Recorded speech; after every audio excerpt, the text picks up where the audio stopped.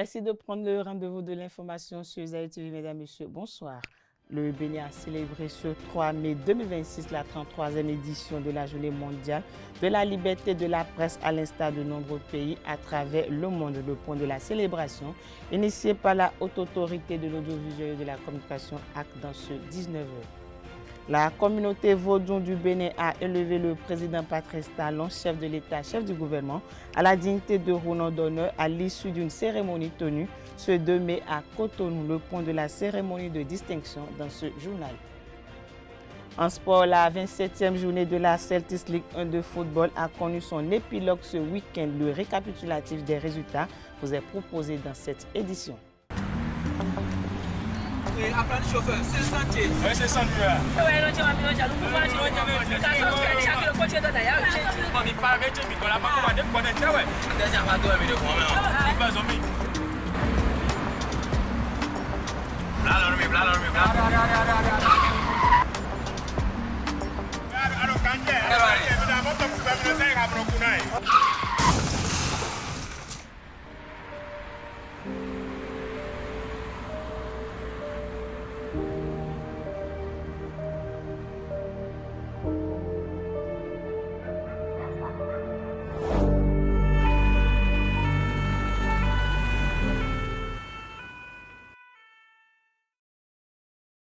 Ensemble, disons oui à la courtoisie au volant.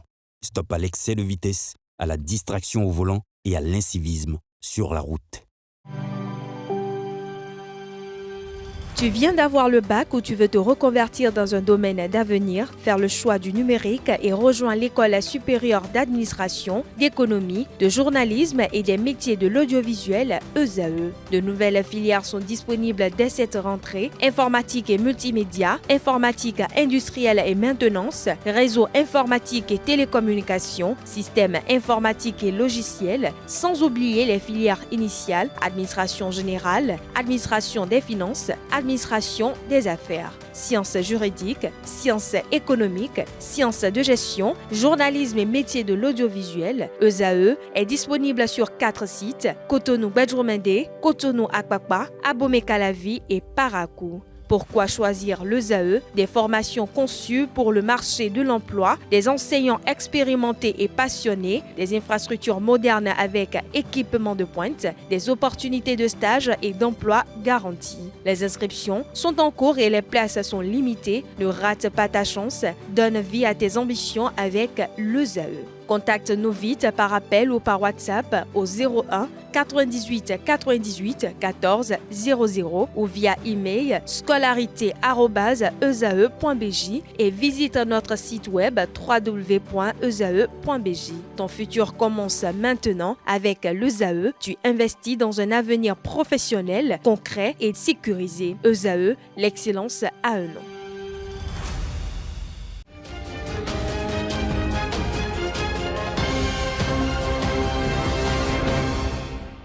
Merci de préférer Zaï TV, mesdames, messieurs. Bonsoir. La 7e mandature de la Haute Autorité de l'Audiovisuel et de la Communication acte du Bénin a célébré ce dimanche 3 mai 2026 avec les professionnels des médias et les responsables des fêtières la 33e édition de la Journée mondiale de la liberté de la presse. Objectif: bâtir une presse plus responsable, fiable et adaptée aux exigences actuelles et au service de la paix et de la démocratie.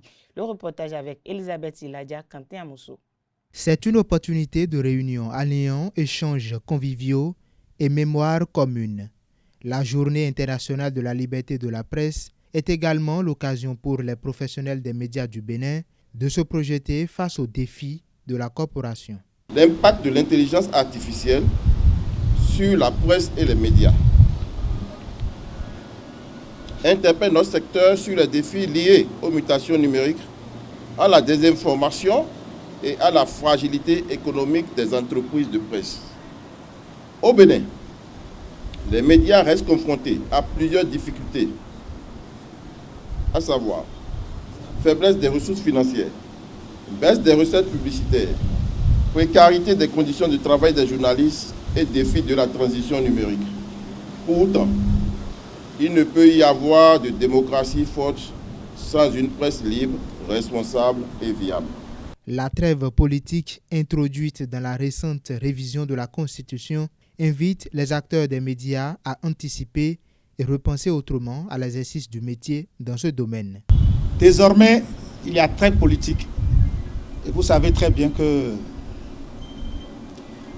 la HAC ne laissera pas les médias se substituer aux politiques. Non. Ce n'est pas le rôle des médias de remplacer les politiques pour créer la polémique politique. Puisque c'est la Constitution qui parle de trêve politique. Cette trêve politique, la politique a été pour une bonne part notre fonds de commerce. Ce fonds de commerce qu'on veut geler, comment nous allons faire? C'est une réflexion que nous devons mener ensemble. Il ne s'agit pas du tout, la trêve politique, comme l'a dit son inventeur, le président de la République, il ne s'agit pas de ne pas critiquer, de ne pas dire ce qui est. Ah non, absolument pas. Mais nous savons ce que les Béninois aiment. Ce n'est pas tant les faits, les vérités. C'est le commentaire et l'exploitation que nous en faisons. L'exploitation sexy, politiquement sexy, que nous en faisons. Bref, nous avons du pain sur la planche. La Maison des médias, toujours en chantier, pourrait accueillir la prochaine célébration de cette journée. Un souhait du président de la HAC, Édouard Loko, pour plus de convivialité. Pour rappel, le thème retenu pour ce 3 mai est « Façonner un avenir de paix ». Suivons dans cet élément le président de la HAC, Édouard Kokoloko, qui a échangé avec les professionnels des médias sur la trêve politique en vigueur au Bénin, tout en appelant à une réflexion sur les modèles économiques et éditoriaux du secteur. Je voudrais commencer par vous dire que l'année prochaine, selon moi, et je crois que c'est ce qui doit être fait, si Dieu nous prête vie, et que nous continuons à travailler pour sa gloire, je crois que c'est le cas de tout le monde ici, c'est à la Maison des médias que doit se tenir désormais les fêtes du 3 mai. Je crois que c'est une logique. Donc, ce n'est même pas être acclamé. Moi, je crois qu'il y a beaucoup de choses qui ne sont pas à leur place. Ce n'est pas à la HAC d'organiser cette cérémonie. Nous donnerons les moyens aux associations professionnelles pour que le 3 mai prochain, ce soit à la Maison des médias que nous nous retrouvions. Parce que c'est là-bas notre maison. La HAC a beau être votre institution constitutionnelle de tutelle, elle demeure une tutelle, une institution, et comme le dit toujours le conseiller Agapit, on n'est pas votre ami. La HAC n'est pas votre ami. C'est votre protecteur, d'accord. Mesdames et messieurs les professionnels des médias, c'est notre fête aujourd'hui. Ce n'est pas pour vous flatter, mais je me dis que 10 ans après, nous sommes presque tous là encore. Ça n'a pas été facile, hein? On n'a pas navigué le vent dans le dos. Ça n'a pas été facile. Non, je le sais. Mais vous avez tenu. Et vous allez tenir encore. Nous allons tenir encore. Nous allons nous aider à tenir encore. Les moments qui s'annoncent, je lis ça déjà dans certains journaux qui voient venir. Désormais, avec la trêve politique, est-ce qu'il n'y a pas une obligation désormais pour l'État de mieux accompagner les médias? Parce que c'est vrai, ce n'était pas une bonne idée, mais nous avons drogué notre public, notre auditoire à la polémique politique et politicienne. C'est ça qui marche. Ce n'est pas forcément notre faute et nous avons hérité de cela. Les Béninois aiment quand c'est politique, quand c'est croustillant. Tous les journaux sérieux meurent. Vous savez qu'il y a des journaux sérieux dans ce pays, hein? Parce que nous n'avons pas habitué notre auditoire, notre lectorat à la réalité, à ce qui se passe, à ce qui est essentiel, mais aux polémiques et à la politique. Désormais, il y a trêve politique. Et vous savez très bien que la HAC ne laissera pas les médias se substituer aux politiques. Non. Ce n'est pas le rôle des médias de remplacer les politiques pour créer la polémique politique. Vous savez, Reporters sans frontières, C'est formidable, c'est très bien. Ils font leur travail, moi je les respecte beaucoup. Vous savez, chaque année, lorsqu'ils sortent leur rapport, il y a des groilles, des jérémiades, des plaintes. Est-ce que vous avez jamais vu que ça les a impressionnés? De même, le classement de Reporters sans frontières, vous voulez que ça me dise quoi dans mon travail aussi? Ça ne m'impressionne pas non plus. Chacun doit faire son travail. Reporters sans frontières fait son travail, il faut l'en féliciter. Vraiment. On en a besoin. Mais ce n'est pas une raison pour que les institutions de régulation ne fassent pas aussi leur travail, qu'elles soient influencées. C'est comme ça que quand chacun fait son travail, tout marche. C'est vous dire que votre rôle à vous, comme l'ont fait tout à l'heure vos associations, c'est de dire qu'on a essayé, ça ne va pas, et c'est vrai que ça ne va pas pour les médias. Nous avons tenu, vous avez tenu depuis 10 ans. Mais il faut que l'État, désormais, puisque c'est la Constitution qui parle de trêve politique. Cette trêve politique, la politique a été pour une bonne part notre fonds de commerce. Ce fonds de commerce qu'on veut geler, comment nous allons faire? C'est une réflexion que nous devons mener ensemble. Il ne s'agit pas du tout, la trêve politique, comme l'a dit son inventeur, le président de la République, il ne s'agit pas de ne pas critiquer, de ne pas dire ce qui est. Ah non, absolument pas. Mais nous savons ce que les Béninois aiment. Ce n'est pas tant les faits, les vérités. C'est le commentaire et l'exploitation que nous en faisons. L'exploitation sexy, politiquement sexy, que nous en faisons. Bref, nous avons du pain sur la planche. Suivant à présent le président du CNP à Bénin, Seth Évariste Rodonou, qui a rendu hommage aux professionnels des médias, tout en soulignant les difficultés persistantes du secteur.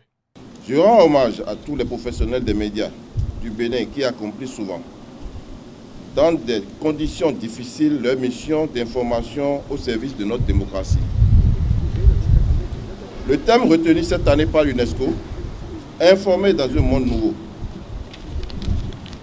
L'impact de l'intelligence artificielle sur la presse et les médias. Interpelle notre secteur sur les défis liés aux mutations numériques, à la désinformation et à la fragilité économique des entreprises de presse. Au Bénin, les médias restent confrontés à plusieurs difficultés, à savoir faiblesse des ressources financières, baisse des recettes publicitaires, précarité des conditions de travail des journalistes et défis de la transition numérique. Pour autant, il ne peut y avoir de démocratie forte sans une presse libre, responsable et viable. Face à cette situation, le CNPA Bénin a privilégié le dialogue et la concertation à travers l'organisation de la table ronde des médias, l'atelier de validation des recommandations, les rencontres entre acteurs du secteur ainsi que les échanges réguliers avec la RAC afin de rechercher des solutions consensuelles aux difficultés du secteur. Je voudrais saluer les efforts de la RAC, dont les actuels responsables, sous le leadership éclairé de son président et avec l'implication de toute son équipe, font preuve d'écoute, d'ouverture au dialogue et d'innovation dans la gouvernance du secteur des médias. Soyez-en remerciés, Monsieur le Président. Le chantier de réhabilitation de la Maison des médias constitue à cet effet un signal fort et une action appréciée des professionnels des médias. Tout en saluant cette avancée, beaucoup reste à faire pour améliorer durablement les conditions de travail et renforcer la viabilité économique des entreprises de presse. Je félicite également l'Observatoire d'éthique et de la déontologie dans les médias pour le travail accompli, notamment avec l'avènement du Code de déontologie et d'éthique des médias au Bénin, dont la vulgarisation doit se poursuivre. La presse béninoise attend du gouvernement un accompagnement plus soutenu des entreprises de presse. De la RAC, la poursuite du dialogue et les réformes utiles au secteur et des acteurs politiques le respect du travail des journalistes et de la liberté de presse.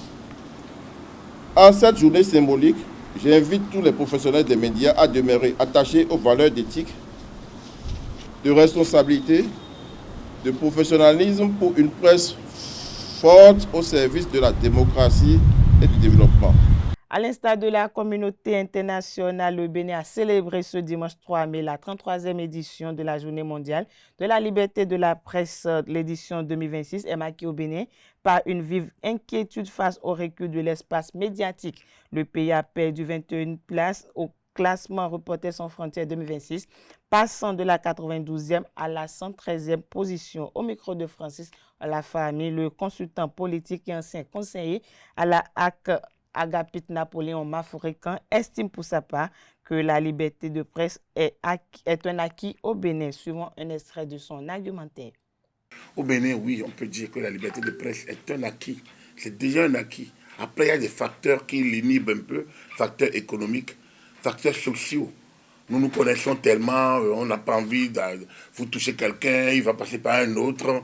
Et tout ça empêche peut-être, vous démarrez une enquête, un parent va vous appeler, alors on va vous démontrer que vous êtes le frère de telle personne, et ainsi de suite, et que telle tante vous a tenu, et que c'est son fils qui est concerné. Et ces facteurs, ces pesanteurs sont les vraies limites à la liberté de presse. Après, les gens regardent beaucoup plus les politiques quand vous regardez les rapports de Reporters sans frontières, mettent beaucoup plus l'accent sur quelques entraves à la liberté, en sachant tout également que toute liberté est régulée. Et donc, l'un dans l'autre, moi, je mets l'accent beaucoup plus sur les facteurs économiques et sociaux qui me semblent loin devant les facteurs politiques. À sa suite, nous vous invitons à suivre quelques journalistes qui font également un état des lieux de la liberté de la presse en République du Bénin. Ils sont toujours au micro de Olaf Francis Fahmy. Ça fait 33 ans que cette fête se célèbre, où les journalistes se rencontrent pour faire le bilan justement de leur métier ou de leur activité. Je pense que depuis un certain moment, depuis bien avant, c'est-à-dire au lendemain de la conférence des forces vives de la nation, nous avons fait du chemin. Et les médias ont présenté une très belle image en dehors des frontières, c'est-à-dire les médias béninois. L'environnement médiatique aujourd'hui, qu'on le veuille ou non, joue un rôle indispensable. Nous sommes le 4e pouvoir tel qu'on le dit, et pour moi, le bilan est mitigé.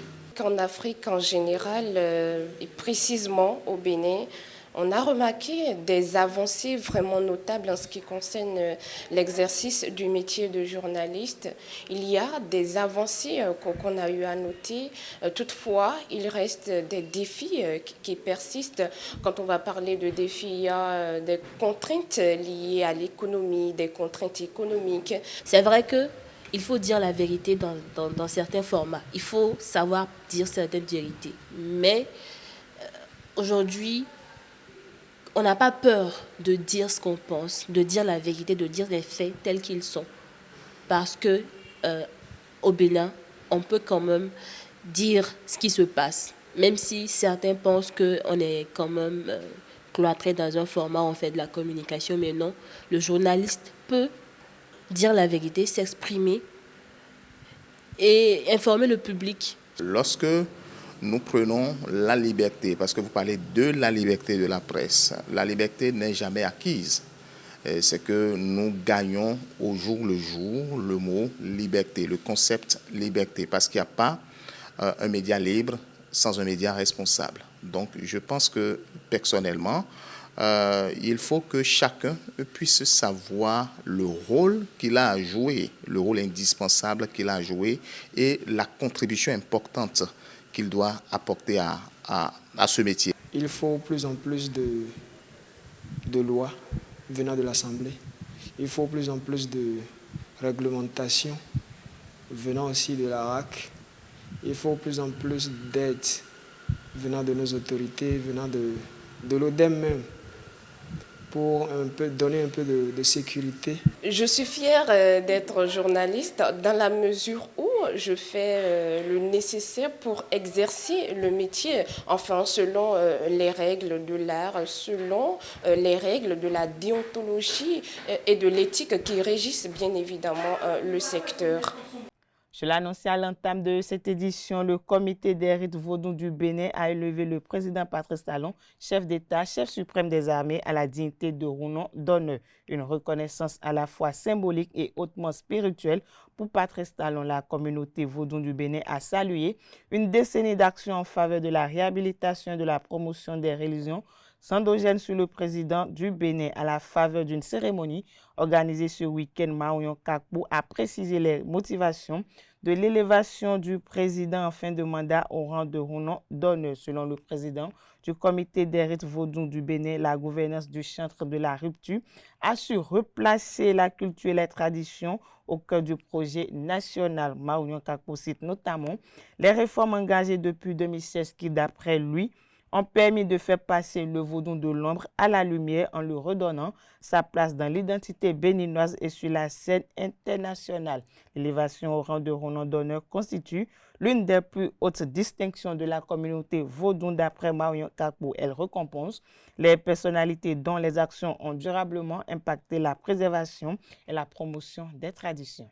Parlons célébration du 1er mai à présent. Ce samedi, le 5S Athletic Club de Parakou a célébré la fête du travail dans une ambiance sportive dénommée course et marche.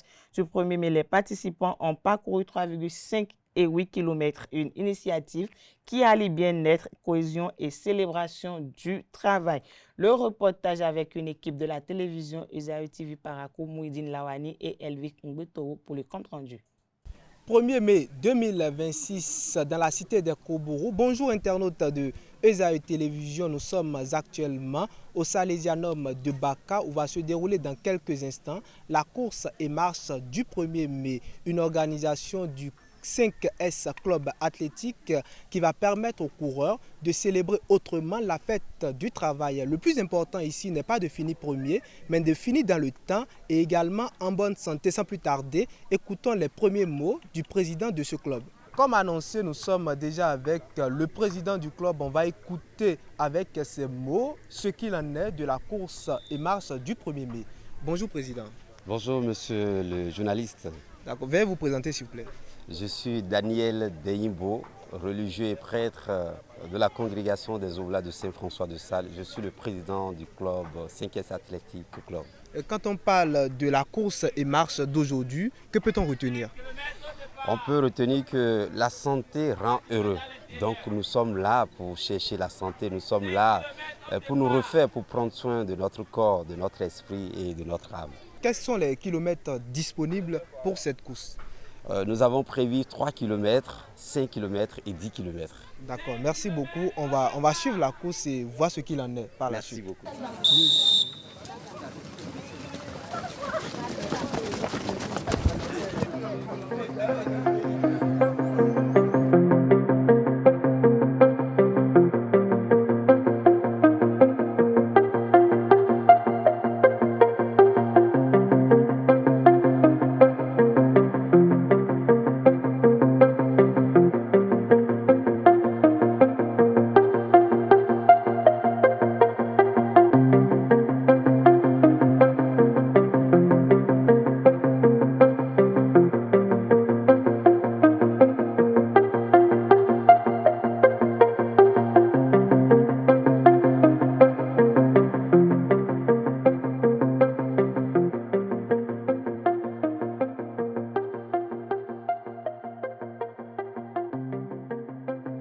C'est très important de toujours commencer par la santé.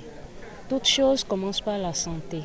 Alors avant d'aller fêter, j'ai décidé de venir courir d'abord les 10 km pour montrer que le sport c'est la santé d'abord. Le sport c'est le bien-être et le sport c'est aussi la fête parce qu'en courant, je suis en train d'évacuer ce qui allait m'empêcher de bien fêter. On peut manger à tout moment, mais on ne peut pas courir tout le temps. Puisqu'il n'y a pas le temps, il y a d'autres activités à faire. Donc nous avons choisi de venir courir et c'est une joie pour nous et chaque année on le fait. Ici, nous sommes avec une délégation qui a quitté Ouessé pour la cause de ce matin. On va écouter sans plus tarder leur impression. Bonjour à vous, monsieur. Oui, bonjour, monsieur. Vous avez quitté Ouessé avec toute une délégation pour participer à la course et marche du 1er mai. Dites-nous, quels sont vos mots? D'abord, je tiens à remercier le père Daniel pour l'organisation avec ses actionnaires. Nous nous présentons, c'est le club les Colombes des 7 rivières, alias 5S, qui se trouve à Ouessé. On s'est déplacé de Ouessé pour Parakou, pour course et marche du 1er mai. Vraiment, c'est très important, c'est appréciable. On a pu résister les 3, 5 et 10 km de part et d'autre.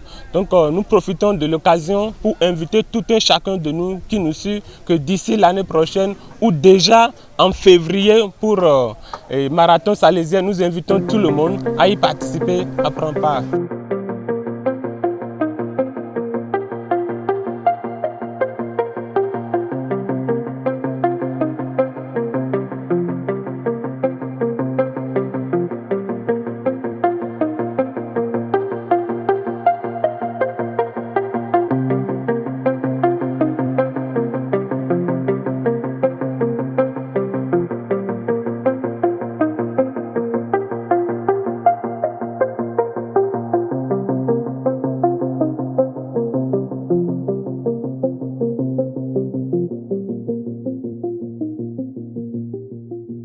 Parlons éducation à présent. Le Centre d'observation du discours pour l'éducation, le CODE, a procédé à la présentation de l'ouvrage Pèlerin d'expérience dans le silence et la contemplation écrit par le père Raymond Goudjo. C'était au siège du centre le vendredi 1er mai dernier à Diagbo, une rencontre littéraire et spirituelle qui a réuni acteurs du monde éducatif, religieux et amoureux du livre autour des réflexions de l'auteur. Quentin Amoussou et Diane Kouagou pour le reportage. Le pèlerin, ici, c'est l'homme sur la photo. Le bâton qu'elle tient en main, une illustration de l'expression « bâton de pèlerin », justifie davantage sa posture de quêteur d'espérance. Pèlerin d'espérance, dans le silence et la contemplation. C'est le nouveau livre du père Raymond Goudjo, une œuvre de 157 pages d'une dimension spirituelle qui transmet, dès la première de couverture, un message profond. Il s'agit de rencontrer l'homme intérieur. Autrement dit, l'espérance, c'est qu'un avenir meilleur est possible. Mais cet avenir ne pourra jamais être tracé comme nous le pensons. Mais l'avenir est possible. Quand est-ce que viendra cet avenir? Nous ne le savons pas. Nous avons à travailler, à faire nos calculs, mais nous laissons toujours l'espace de Dieu. Il y a un travail d'espérance et d'éducation interne. Nous confondons beaucoup le silence et l'absence de bruit. Le silence n'est pas le non-fonctionnement d'une société ou d'un groupe ou d'une personne. Le silence est une recherche d'harmonique. En parcourant cette œuvre, on y découvre bien plus que de la spiritualité. D'abord, au niveau du fond, c'est que c'est un livre qui nous apprend la profondeur du silence et de la contemplation à la quête de l'espérance dans l'exercice de la foi chrétienne. Et des exemples de grands personnages bibliques ont servi de support de réflexion à l'auteur, comme Abraham, comme Moïse, comme Élie et d'autres personnages de la Bible. Et en dehors donc de cet aspect du fond de ce livre, ce que j'ai gagné aussi en le lisant et en le présentant, c'est la richesse scripturale de l'auteur. En lisant cet auteur, le père Raymond Goudjo, vous lisez à la fois plusieurs livres parce que sa réflexion est irriguée par plusieurs sources d'informations. Et c'est pour cela que j'ai dit lors de la présentation que ce livre est un livre cultivé. Pèlerin d'espérance, dans le silence et la contemplation présenté au centre d'observation de discours pour l'éducation fondé par le docteur Pascal Okritossou, a connu la présence de plusieurs personnalités du monde universitaire, littéraire et religieux. Ça a été un bonheur pour moi d'être ici, compte tenu déjà du contenu de l'ouvrage qui nous a été présenté et surtout de la qualité de la présentation par le docteur Magondé. Je voudrais féliciter le professeur Pascal Okritossou déjà d'avoir mis en place ce centre et de nous donner cette occasion de rencontre et d'alimentation de l'esprit. Lorsqu'on parle de pèlerin, le pèlerin part à la rencontre de Dieu. Donc l'éditrice a dit que cela va mieux nous aider dans notre vie spirituelle. Alors je pense qu'en lisant, voilà, je vais apprendre beaucoup de choses aussi. Et ça m'a fait plaisir d'avoir pris le livre. L'ancien recteur du grand séminaire Monseigneur Louis Parizeau de Tianvedji a également à son actif plusieurs autres œuvres, dont Le vrai visage du Christ, Sainte Véronique, Fraternité, démission perpétuelle de soi-même et La démocratie en Afrique, les vieux démons se réveillent. Chaque année, le 4 mai, nous célébrons la Journée internationale des pompiers, instaurée à la suite du décès de 5 volontaires dans un incendie en Australie en 1998. Cette journée est destinée à rendre hommage aux soldats du feu, hommes comme femmes qui risquent leur vie pour sauver celle des autres. Au Bénin, précisément à Cotonou, des citoyens rencontrés apprécient leur rôle dans la société. Ils sont au micro de Achille Renou et de Morissette Semasoussi. Le rôle des sapeurs-pompiers, c'est un bon rôle que j'appréciais toujours. Et puis, si nous prenons le cas du Bénin, ici, ils font un bon travail. Et on les appelle, ils répondent. Mais la dernière fois, il y a un cas que je suis tombé sur ça la dernière fois. On l'a appelé, ils ne sont pas venus.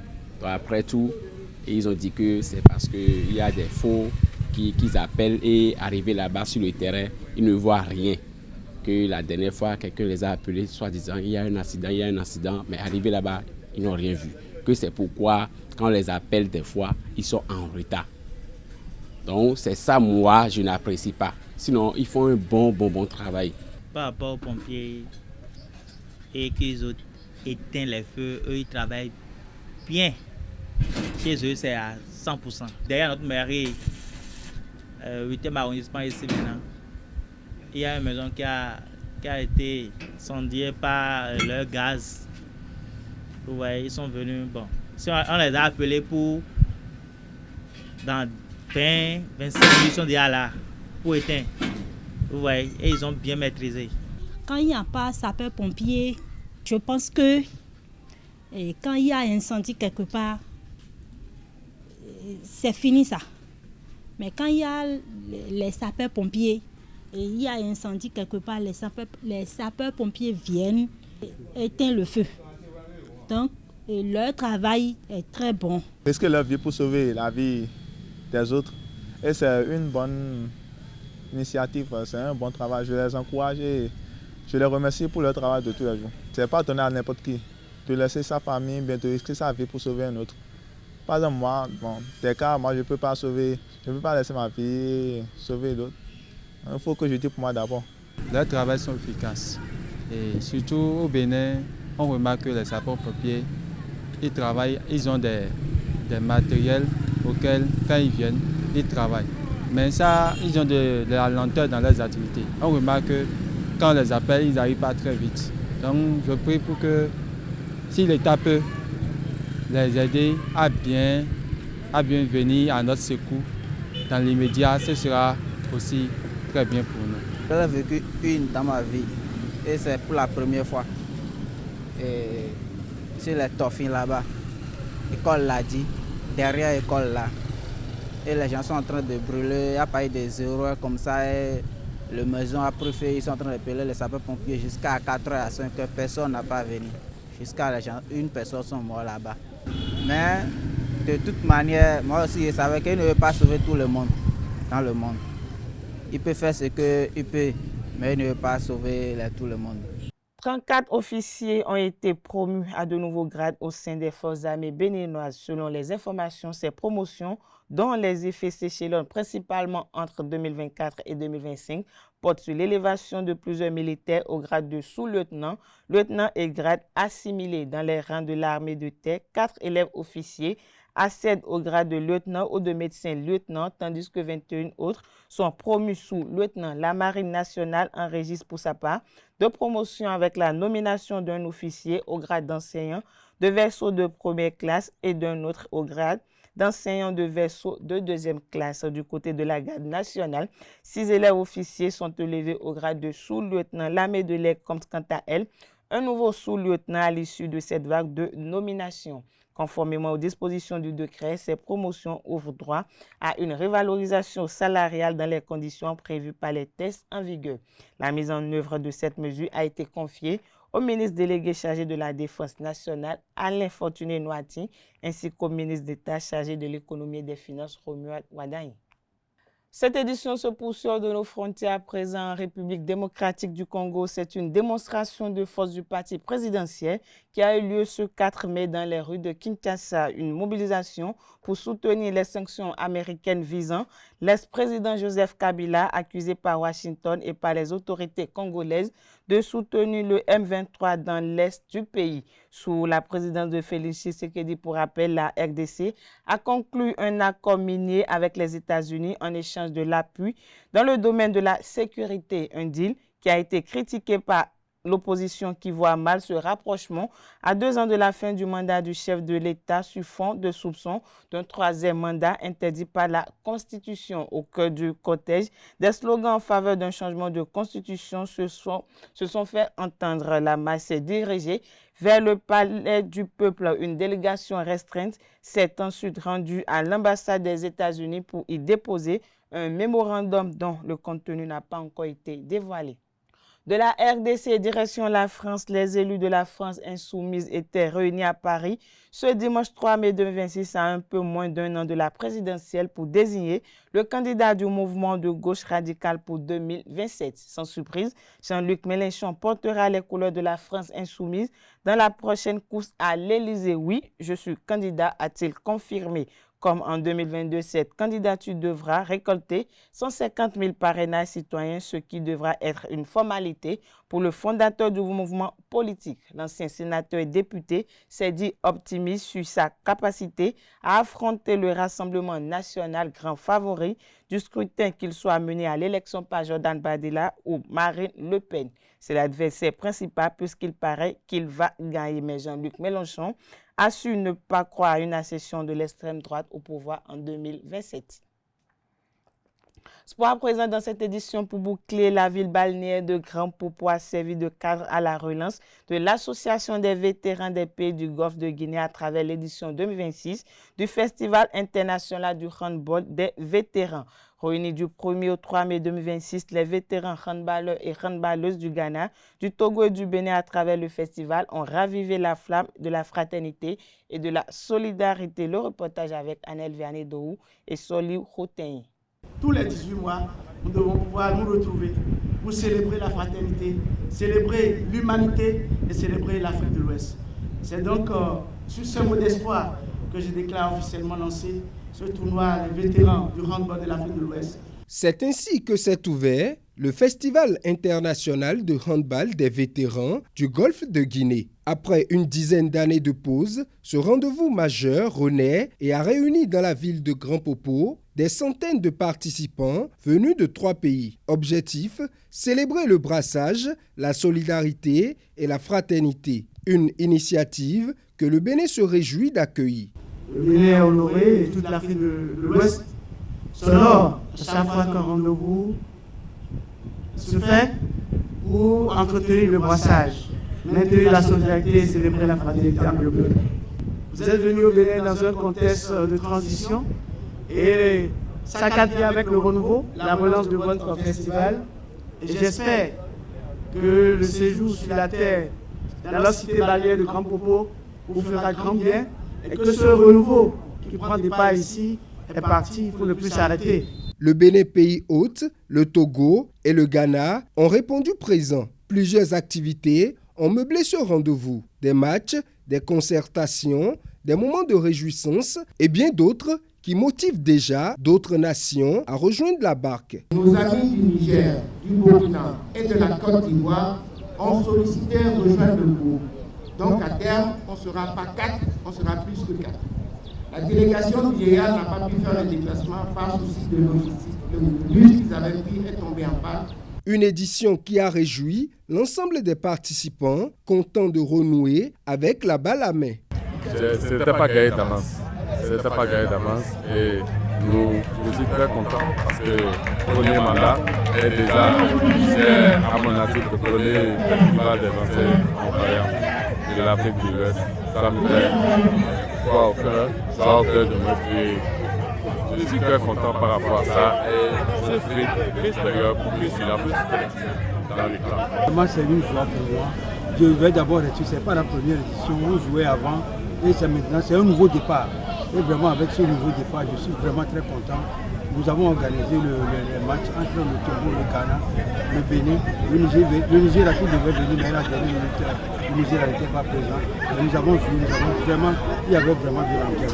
Vous avez tous senti avec moi que c'était quand même une fête, parce qu'au-delà de l'esprit de comment jouer, ce n'était pas pour nous le tissu, c'était plus pour nous une égalité, simple laquelle surtout avantage que nous avons le savoir-faire.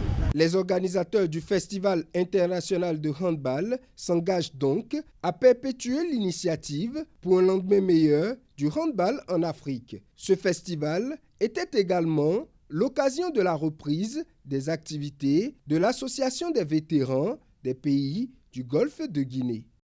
Parlons Celtics Ligue 1 à présent. L'AS Cotonou s'est offert 3 points lors de la 27e journée de la Celtics ce dimanche au centre de l'excellence situé à Indali. Les jaunes et noirs ont su faire la différence face à Damissa FC. Une victoire précieuse qui relance la dynamique des Adjaka Lolo.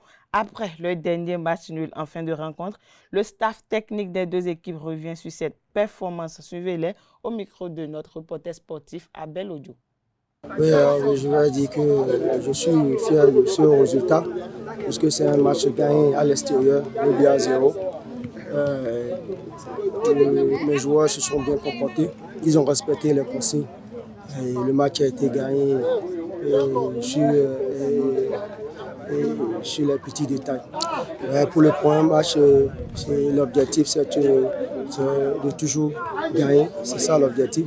On va avoir les 3 points à chaque match.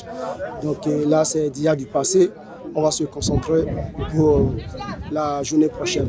Ils ont l'habitude de nous soutenir de près, de loin. Nous les remercions pour le soutien. Un coucou à eux. Oui, vraiment aujourd'hui, je ne suis pas très content. Je ne suis pas content parce qu'on a perdu le match à 2-0. On a pris des big bets la première 20 minutes au début du match, qui n'est pas normal. On a pris les big bets, quoi. C'est-à-dire, erreur défenseur, tout ça, là, ça fait qu'on a pris les big bets. Voilà. Mais depuis qu'on a pris les big bets aussi, les joueurs sont réagis. On a commencé à mettre la pression. Mais toutes les occasions qu'on trouve aussi, on rate toutes les occasions, quoi. C'est ça qui a. Ça crée beaucoup de problèmes. Si on avait marqué les occasions qu'on a eues là, ça ne sera pas comme ça, quoi. Mais comme on a marqué les occasions aussi là, ça nous crée beaucoup de problèmes. Mais en deuxième mi-temps, maintenant on a essayé, on a dominé les matchs du début jusqu'à la fin. Mais tu peux dire que la chance n'est pas dans notre côté aujourd'hui, quoi. Parce que les buts ne rentrent pas, quoi. C'est ça les grands problèmes qu'on a eu aujourd'hui. Oui, vraiment, c'est vrai qu'on a eu des pénaltys, mais l'arbitre n'est pas soufflé. Mais finalement, l'arbitre dit qu'il a eu mal à l'aise. Voilà, finalement, il a soufflé encore pour faire contre nous. Je n'ai rien compris, quoi. Nous, on n'a rien compris dans ça, quoi. Mais parce qu'il a dit qu'il a mal, il a mal à l'aise, quoi. Elle se voit. Autant on a eu un penalty qui n'a pas soufflé. Vraiment, c'est lui seul qui sait pourquoi il n'est pas soufflé les penalty, quoi. Oui, vraiment, les joueurs ils sont tout donnés, mais seulement que la chance n'est pas venue aujourd'hui. Voilà, il doit les encourager beaucoup. On doit continuer à travailler et aussi plus de concentration, plus d'efficacité devant les buts, quoi. Comme annoncé, la 27e journée de la Celtics Ligue 1 s'est tenue le week-end dernier sur les différents stades. 9 rencontres étaient au programme et différents résultats en sont sortis. Le condensé autant pour moi de la journée dans cette capsule vidéo que nous propose Anaël Vianedo.